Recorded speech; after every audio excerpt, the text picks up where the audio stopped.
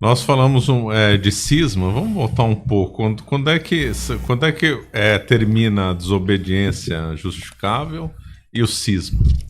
Então,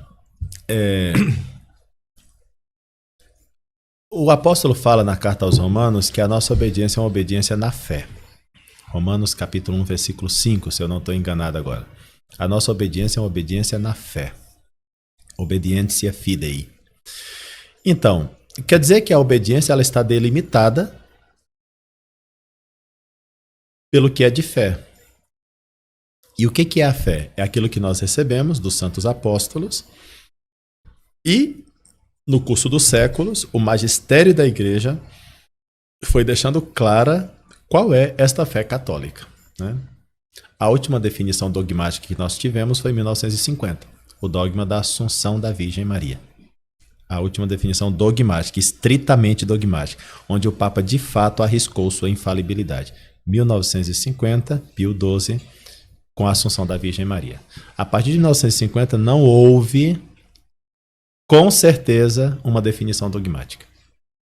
Os papas não arriscaram mais sua infalibilidade a partir de então. Então, até aí, até 1950, nós temos definições dogmáticas infalíveis. E repito, a partir de 1950 não houve definições dogmáticas infalíveis de nenhum papa, porque eles não quiseram fazer. Poderiam ter feito. Algum poderia ter definido a corredenção da Virgem Maria, que eu não encontro nenhuma objeção para que seja proclamado, mas de fato não fizeram, né? Mesmo João Paulo II, quando ele disse que não é para ordenar mulheres, ele ali não fez... foi infalível? Não foi dogmático. Não foi uma definição infalível, não. Não foi. Mas a gente pode entrar nisso daqui a pouco, né? Só para não cortar o fio da outra pergunta que você fez. Mas ainda não. Bom, então... Conheça agora a Caravela Kids. São 5 livros infantis incríveis para o seu filho conhecer a verdadeira história. Com 40% de desconto, frete grátis e um curso bônus até o dia 20 de maio. 1950. Então, nós tivemos aí, até 1950, um magistério que manifestou claramente sua infalibilidade, de fato, né? Então, esta fé, ela é totalmente está junto com essa trilha pela qual nós devemos andar. Então, obediência na fé. Quando um sacerdote também é ordenado, ele faz uma promessa de obediência ao seu bispo, que é uma obediência na fé ministerial. Quer dizer, se o bispo mandasse, olha, eu como sou teu bispo, vamos aqui numa montanha, eu te mando que você se precipite daqui para baixo, porque eu sou teu bispo e te mando suicidar. Não, seu bispo. Suicídio não, aqui. Quer dizer, há coisas que não podem ser obedecidas porque não podem ser mandadas. É que nem podem ser mandadas. Então, a questão da obediência nem se coloca. Porque se uma coisa não pode ser mandada... Não pode ser obedecida. A questão da obediência é que nem vem como questão, né? Se isso não pode ser mandado, eu nem vou me perguntar se deve ser obedecido. Essa é muito importante ter em conta, né? Então, é que não pode ser mandado. Ora, se não pode ser mandado, então a pergunta, obedeceu ou não, é uma pergunta totalmente vazia. Ela não precisa ser feita, porque a coisa não deveria ser mandada. Então, o que aconteceu? Depois ali com o Concílio Vaticano II, na verdade... Os papas, tendo poder de magistério infalível, nós nunca negamos isso, de fato, eles não quiseram exercer um magistério infalível. Foi perguntado ao Papa Paulo VI se o Vaticano II era infalível. Ele disse não. O Papa João XXIII manifestou claramente a sua intenção de que o Vaticano II fosse pastoral. Então, a diferença é... Negar uma verdade de fé dá heresia. Negar toda a fé cristã é apostasia.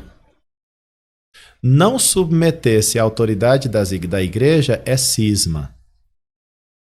Mas, então quer dizer, aqui nós estamos falando de apostasia, não se trata de negar toda a fé católica nos movimentos tradicionais, nós estamos falando de heresia, porque os movimentos tradicionais são precisamente aqueles que defendem todas as verdades de fé católicas, de fé divina e católica, como a gente costuma dizer, na boa teologia católica, não tem nenhuma verdade de fé contestada nos movimentos tradicionais.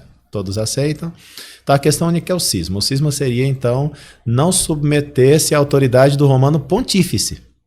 Ele é bem específico, o cisma. É não submeter-se à autoridade do Romano Pontífice, né? Então, pelo menos no que se refere à fraternidade sacerdotal São Pio X, isso daí não existe nenhuma vontade cismática. Quer dizer, todos nós nos submetemos à autoridade do Romano Pontífice, mas vemos o Papa como aquele pai que em algum momento nos mandam coisas que nós falamos, Santo Padre, isso não entra naquilo que deve ser mandado. Portanto, a pergunta pela obediência nem se coloca, Santo Padre.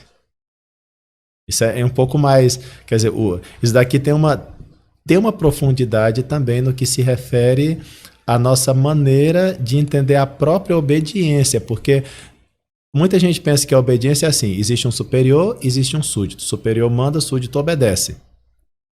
Isso é uma maneira muito rasa de entender a obediência, né? Vou colocar um exemplo. No hospital, tem o chefe do hospital, tem os subordinados ali. Claro, o chefe do hospital só pode mandar naqueles subordinados no que se refere às coisas do hospital. Sim. Na casa dele, não. No tempo treino de futebol, não. Quer dizer, só naquelas coisas que se referem ao hospital. Pois bem, as autoridades eclesiásticas podem nos mandar naquelas coisas que se referem à fé e aos costumes e à disciplina. Não podem nos mandar em temas que estão fora dessa área, porque não é a área deles. Não é a área da autoridade. Na tua casa manda você, Marcelo. Não manda o padre da tua paróquia. Manda você. Não é tarefa do padre da sua paróquia mandar na sua casa. Aí manda você. Então, na igreja também manda dentro de um âmbito específico. Então, nós na tradição não estamos quebrando nenhuma verdade de fé. Não estamos indo contra o credo apostólico. Não estamos inventando uma missa. Quem está inventando missa é o povo neocatecumenal, carismático, a missa da pitanga, a missa, não sei, da sertaneja. Isso é invenção de missa. Nós não estamos inventando uma missa. Nós estamos rezando a missa que São Gregório Magno, no século V, já rezava. Nós estamos inventando uma missa. Não nos podem condenar por rezar uma missa que sempre se rezou na Igreja Católica. Nós estamos inventando eucaristias, né? Agora, você vai em algumas missas por aí em paróquia que são puras invenções. Não é nem o missal de Paulo VI que está ali já. Não, é outro. É algo além de Paulo VI. Já é além, né? As invenções que esse povo coloca. Você vai numa Eucaristia neocatecumenal, você quase não encontra semelhança em alguns aspectos de... Você vai numa missa carismática mesmo, né? Aquelas que com corinho de fogo, né? Você não encontra semelhança nem com o missal de Paulo VI. Esse povo é apoiado, é aplaudido, ninguém briga com eles. É mais, até bispos vão nesses encontros e aplaudem, acham fantástico tudo isso. Eles estão inventando missas. Nós estamos rezando uma missa que é de São Gregório Magno, que passou por um concílio infalível. O Concílio de Trento, ele praticamente canonizou o cânon romano. O Concílio de Trento diz canonicamente que o cânon romano não tem nenhum defeito. Então, quer dizer, chamar a nós de cismáticos. Nós estamos numa disciplina que vem desde o século V, não fugimos em nada da disciplina. Nós estamos obedecendo a uma liturgia que nunca foi proibida, e a nosso favor está até Bento XVI, que chegou a dizer na Summorum Pontificum que a missa tridentina, a missa tradicional, não pode ser proibida, é que ela não pode. E já São Pio V, na bula Quo Primum Tempore, que está em todos os missais da missa tradicional, também diz: ninguém pode proibir essa missa jamais em nenhum tempo. Não estamos nos separando da disciplina da igreja, daquilo que os papas colocaram, do magistério da igreja. Não existe nenhum ânimo cismático. Então, qual é o limite do cisma? O limite do cisma é querer se separar do Romano Pontífice, coisa que nós não queremos, fugir da disciplina da igreja, coisa que nós não fazemos. Agora, nós dizemos não a tudo aquilo que diminui a nossa fé católica. Há uma missa que está cheia de problemas. A missa nova está cheia de problemas. Eu podia citar aqui o ofertório, mas não é só o ofertório. O ofertório talvez é o mais brabo que existe, né? Na missa nova, que todo mundo aponta e logo se vê imediatamente que aquilo está errado. Mas a gente poderia citar mais coisa. E eu aconselho a leitura do exame crítico da missa de Paulo VI, feito por 2 cardeais, que não são coisas. Ottaviani era o prefeito do Santo Ofício. Não era qualquer cardealzinho, né? E fez uma crítica. A missa nova não foi nem eu, foi ele, e o prefeito do Santo Ofício, e o cardeal Batti, todos. Mas eles não fizeram, eles 2. Foi a opinião de vários teólogos que eles, como cardeais, apenas apresentaram ao Papa Paulo VI, que simplesmente engavetou esse exame. Não deu a mínima para esse exame crítico, né? Quer dizer, tá, então, qual é o limite para se fazer um cisma? Pois são esses, né? Não querer a autoridade do Romano Pontífice, nós a queremos, só que diante do nosso Pai comum na fé, que é o Santo Padre, nós vamos dizer, Santo Padre, obedecer ao Senhor sim, mas tem o limite da obediência da fé, dos dogmas da fé, da disciplina que é tipicamente católica. Não podemos aceitar uma estrutura sinodal da igreja, porque a igreja não é sinodal. Ela é hierárquica. É um esquema piramidal. Então, uma disciplina sinodal, ela nos coloca fora da disciplina que a igreja católica viveu nos 2000 anos da sua história. Então, não é só questão de fé e de moral, é que a disciplina que configura o ser católico, a constituição divina da igreja, também tem uma disciplina. E essa disciplina também foi forjada durante 2000 anos. Então, mudar essa disciplina não é qualquer coisa. Não é qualquer coisa. Por exemplo, a colegialidade episcopal proclamada no Concílio Vaticano II já está dando sinodalidade. O próximo passo seria a igreja congregacional, que foi o que aconteceu com o anglicanismo. O anglicanismo, primeiro, você sabe que teve ali 3 modelos de protestantismo: o luterano, o calvinista e o anglicano, os basicões, né? Inicialmente. Então, os calvinistas, num determinado momento, foram para a Inglaterra. Mas os calvinistas ingleses acharam que o protestantismo inglês, chamado anglicanismo, era muito catolicizante. Então, queriam um protestantismo mais protestante. Esses protestantes na Inglaterra foram chamados de puritanos, porque queriam a pureza do protestantismo. Pois bem, o que significa ser puritano? Chamado puritano significava não ter estrutura episcopal, apenas os anciãos, os presbíteros. Quando esses protestantes foram expulsos do protestantismo inglês e foram para a América, para os Estados Unidos, lá eles foram chamados de puritanos, de presbiterianos, porque não queriam o protestantismo com o episcopalianismo, os bispos, né? Então, já nos Estados Unidos, o protestantismo funcionou só com os anciãos, os presbiteróis, os presbíteros. Essa é a segunda fase. A terceira fase seria nem presbíteros, basta a congregação.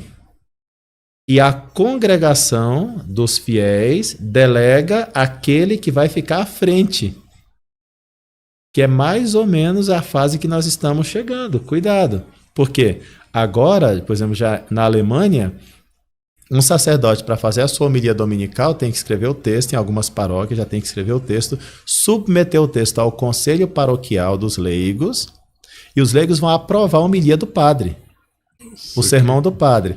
Aí o padre vai ler o sermão aprovado pelos leigos. Já chegamos a isso. Então, quem está mandando? Já é a congregação, através de um grupo de leigos. Então, essa é a estrutura da Igreja Católica? Não é. De jeito nenhum. Não é. Então, quer dizer, uma estrutura sinodal aponta para isso, que de fato já é algo que existe na Alemanha. Não é uma coisa assim, não é um ente de razão, é que isso já existe. Por isso pode dar cisma na Igreja da Alemanha, se vier um papa mais conservador e tradicional. Mas no fundo, essas coisas erradas que eles já fazem, né? Então, não é só questão, a gente fica muito na fé e na moral, né? Mas tem a questão disciplinar. Essa disciplina não é a disciplina católica, não é a estrutura que Nosso Senhor deixou para a sua igreja. Então, quer dizer, o que é o cisma? Sair da estrutura, sair da obediência ao Romano Pontífice.